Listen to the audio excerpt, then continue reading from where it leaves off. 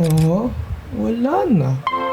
Ang bilis masira ng monitor na to, parang 2 taon pa lang, 3. Tapos wala na agad siya. Monitor. Bakit?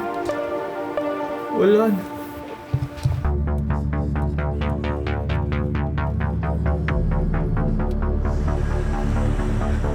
Alam nyo, ngayon, nararamdaman ko lang last week na gusto kong gumawa ng video patungkol sa struggles. Pero i-relate ko siya kasi gusto ko rin mag-share ng Bible verses. Ito yung una, Romans 8 verse 18. For I consider that the sufferings of this present time are not worth comparing with the glory that is to be revealed to us. Kahit i-reinsert mo yung HDMI, boom. Bye-bye. Nasira yung monitor ko at hindi ako nakapag-edit ng maayos at tinry ko na rin siya sa ibang laptop. Kung sakali nga na yung GPU may problema pero yung monitor yung may problema. Pero gusto ko lang din i-share sa inyo na ito na ang araw kung saan ililibing na ang una kong best friend. Parang ang weird sabihin nun. Itong 2025, sa totoo lang, akala ko ito na yung magiging chill kasi yung 2024, bad.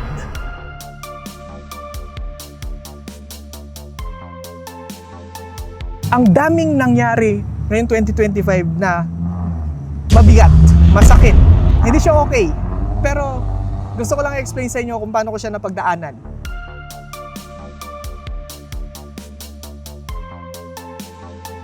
Nakaramdam na naman kaming pamilya na may nawala na naman sa aming sobrang importante. Kung may nawala na sa inyo, alam niyo yung sakit, yung bigat, yung connection mo dun sa taong yun biglang naputol at hindi siya ma-explain kapag hindi mo siya naramdaman.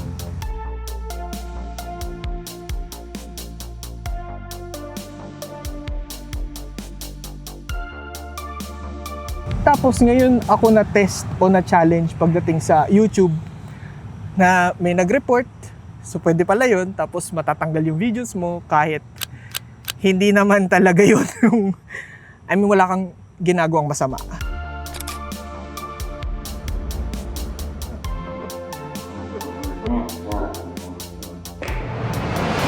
Ang hirap. Mahirap na challenge. Siyempre, puso ko yung... Kung susumahin ko yung nararamdaman ko, yung mga pangyayari, alam niyo yung bigla na lang nanonood kayo, tapos bigla na lang kayong iiyak. O kaya naman wala kang ginagawa, bigla ka na lang iiyak.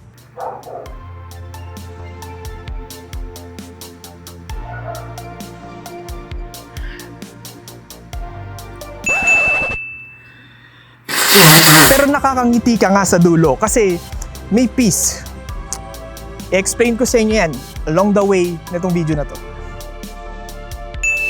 Kumbaga, ang gusto ko lang talagang i-point out ay yung mga negative na nangyayari, scenarios, hanapin nyo yung positive na outcome. Pero syempre, paano mo nga ba siya magagawa ng maayos?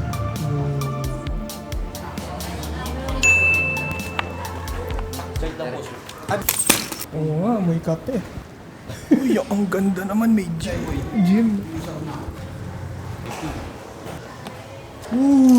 Solo natin yung elevator. Kami na lang dalawa. Parang dati pag tinuto ko to ng ganito, daming tao dito.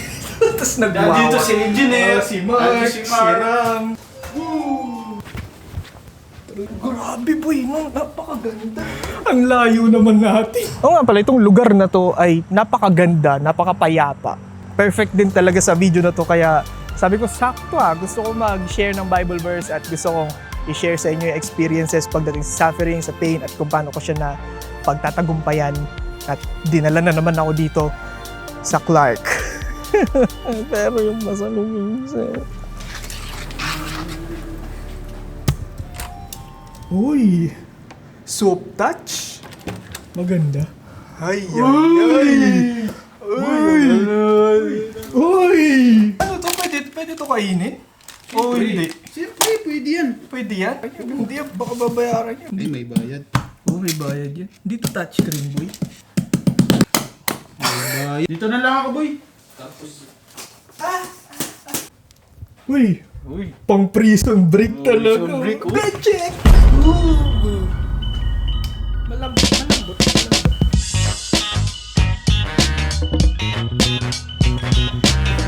Kaya ngayon, pumunta na tayo sa pangalawang verse. Sa Matthew 6:33. ESV pa rin to. But seek first the kingdom of God and His righteousness, and all things will be added to you.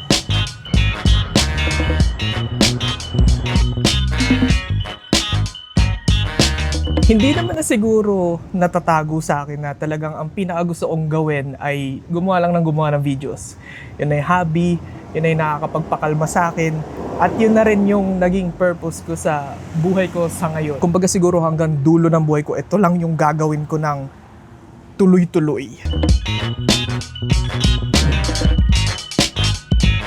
Pakiramdam ko rin kasi ito yung talent na ibinahagi sa akin ng Diyos. Kaya ito lang din yung ginagamit kong mode ng communication ko sa inyo o kaya sa pag-express ko sa sarili ko patungkol din sa mga nangyayari sa buhay ko, kasi ito lang talaga yung lakas ko ito yung strength ko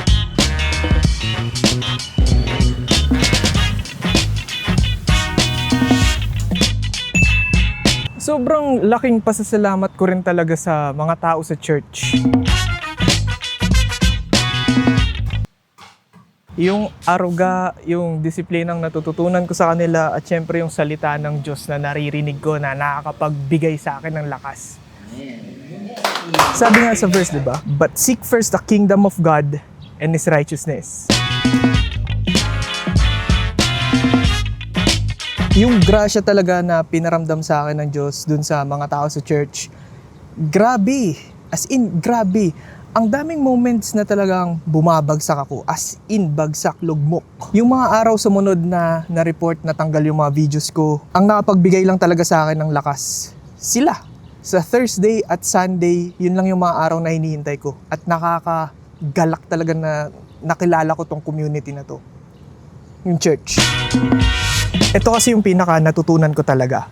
Kahit napakaraming taong hahatak sa'yo pababa, kahit milyon pa yan, napakalakas pa rin kasi ng Diyos natin. Yung tipong gagawa't at gagawa siya ng paraan na mararamdaman mong hindi ka niya iniwan at nandyan lang siya nakasuporta sa'yo. At ipaparamdam niya rin sa'yo yung sakit, yung struggles na nararamdaman mo ngayon, lalo na kapag lumapit ka na nga sa kanya, sa grasya niya, at humihingi ka na nga ng tulong, magugulat ka na lang yung mga challenges na yon. Ang daling malagpasan, as in, sobrang dali. Parang airplane. Grabe, tuyo agad. Tuyo agad. Sarap eh. Galing eh. Galing. Kaya kumbaga, alam kong itong mga tao na to, kayo, nilapit kayo sa akin para maghilaan tayo paangat. Kaya ngayon, kung may pinagdadaanan man kayo, kahit gaano man yan kabigat, malay nyo, ito na yung oras habang pinapanood nyo to, ito na yung oras na nangangausap na rin sa iyo yung Diyos. Na lumapit ka na sa Kanya, sa pamamagitan sa akin.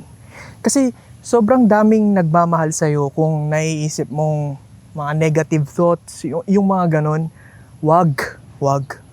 Masyadong maganda yung plano sa iyo ng Diyos para tapusin mo yan ngayon o kaya sumuko ngayon. Kailangan mo lang tumayo at maglakad. Kasi yun yung pinagawa sa akin. Kailangan ko lang maglakad. Di ako pwedeng ma-stuck.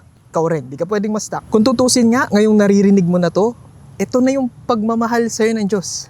As in, ito na yun. Ito kasi kapag sobrang bigat ng nararamdaman natin, nakakalimutan na nating namnamin yung paligid o kaya salita ng oo sa mga opportunity lumalabas o nagpapakita sa atin. Kasi nga, naiintindihan ko naman, masakit. Masakit minsan at ayaw mo nang kumilos, ayaw mo nang gumalaw, gusto mo na lang magmukmuk. Pero kasi, yun yung mga moments din na ang dami mong nasasayang. Kumbaga, imbes na nilalakad mo, nagiging matapang ka, wala, nasa bahay ka lang. I mean, isipin mo kung ninamdam mo yung sakit. Makikita mo ba yung ganda ng lugar? O yung kung ano man yung nasa harap ng bukas?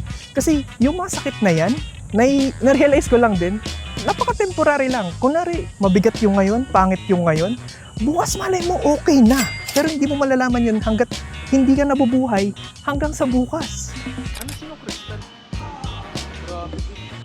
Kadalasan kasi sa ating mga tao, mas ninanamnam talaga natin yung sakit. Hindi sa mali pero kung may mga opportunity din na makakasama mo yung mga taong nagmamalasakit sa'yo, bakit hindi? Andyan sila para hawakan ka eh. Saya-saya kaya ng buhay, tapos papakalugmok ka lang? Wag! No. Dapat makita mo rin to. Parang mga gago talaga eh, no? Yun yung magagandang ginagawa. Masaya to. Tigas Nakakamiss yung mga ropa. Yung mga boss amo. Oo, mga idolo. Walang tisa. Break, idol, break.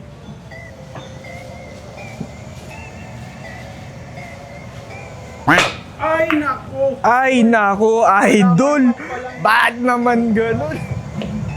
Kaya ngayon, dumako na tayo sa pinakahuling verse na masishare ko para mas semento na tong pinopoint out ko sa inyo pagdating sa nararamdaman ko talaga, lalo na ngayon na kinikilala ko at pinapalakas ko yung relationship ko sa Diyos. Ito yung sa Philippians 4 verses 6 to 7. Sabi dito, "Do not be anxious about anything, but in everything by prayer and supplication with thanksgiving, let your requests be made known to God. And the peace of God, which surpasses all understanding, will guard your hearts and your minds in Christ Jesus."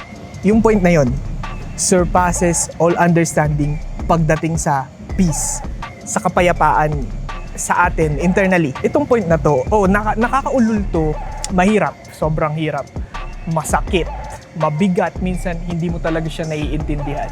Pero yun nga kasi yung kagandahan nitong kapayapaan sa loob mo. Ito, papangunahan ko na kayo. Hindi ako perpektong tao. Mahirap, lalo na kapag alam mo na nga yung mga salita ng Diyos. Syempre, kailangan mo ng balansehin yung mga ginagawa mo. Kilala nyo naman ako, puro katarantaduhan. Pero yung moment nga na nakilala mo na siya, magkakaroon ka na kasi ng konsensya. Yung tipong bawat mga ginagawa mong mali, lalo na sa, alam mo na nga yung mga salita ng Diyos, may wisdom ka na, alam mo na yung gospel, narinig mo na yon. Hindi mo rin kasi talaga na mapipigilan yung init na, mararamdaman mo yun eh. Feel ko rin hindi ko nabibigyan ng hustisya yung pag-explain eh. Pero kasi sa sobrang laki ng faith, tiwala ako sa Diyos, hindi na ako natatakot sa sakit. Yun nga, may kapayapaan na ako kahit alam kong hindi ko naiintindihan yung nangyayari. Kasi yung tiwala ko yung faith. Ang pinaka-justification ko na lang, sobrang payapa. Kaya sobrang saya ko na nakilala ko ulit si Lord. I mean, nakilala ko nga siya pero lumis nga ako ng landas. Yun nga yung kinuwento ko sa inyo nung nangyari noong 2024. At ngayong tinitaken ko na siya ng buong buo. Isipin nyo, journal, tithes, lahat ng mga pagsubok sa faith mo. Ang sarap sa pakiramdam na pagsilbihan si Lord. Kasi grabe rin niyang ibalik yung mga binibigay niya sa'yo. Kumbaga yung blessings niya. At yung pinakamalupit nga doon, yung grasya niya. Yung yakap. Kumbaga, grateful din ako na yung mga taong nakapaligid sa akin, kilala din siya. Kaya sobrang gaan sa pakiramdam. Yung tiwala rin sa mga taong na yun. Doon na rin kasi ako umaangkla ngayon. I mean, hindi naman sa hindi ko o binabaliwala ko yung mga taong hindi born again Christians. Pero mas masaya lang o mas grateful ako na yung mga nakapaligid sa akin kung sakali mag-stumble and fall ako, andyan din sila para i-guide ako sa spiritual journey ko o itong pagkilala ko pa o discovery ng faith through Holy Spirit kay Lord. Yun kasi yung maganda doon. At least kapag alam kong may nami-misinterpret akong verses o yung mga akala ko tamang ginagawa kasi yun nga yung Word of God, pero syempre may mga context talaga siya, mga specific context, may nag-guide sa akin, may nagtatama at sobrang thankful, grateful ko doon. Ibang-iba rin kasi kapag alam mong napapaligiran ka ng mga tao na may takot sa Diyos. Ibang-iba rin kasi yung feeling doon. Alam mo kasi na may Diyos sila eh. Alam nila na yung kasalanan, binatawad na tayo, oo, pero mabigat yun kapag paulit-ulit mong ginagawa. Yun din kasi, di ba? Magkakaroon ka ng trust issues sa sakit, sa kung ano man pinagdadaanan mo. Mawawalan ka ng tiwala sa tao, pero kapag alam mo yung mga taong nakapaligid sa'yo, kilala siya. Kaya ano pang hinihintay mo? Good day, ganito. Kilalanin mo na si Lord. At yung mga problema mo, di ka nababagabagin yan.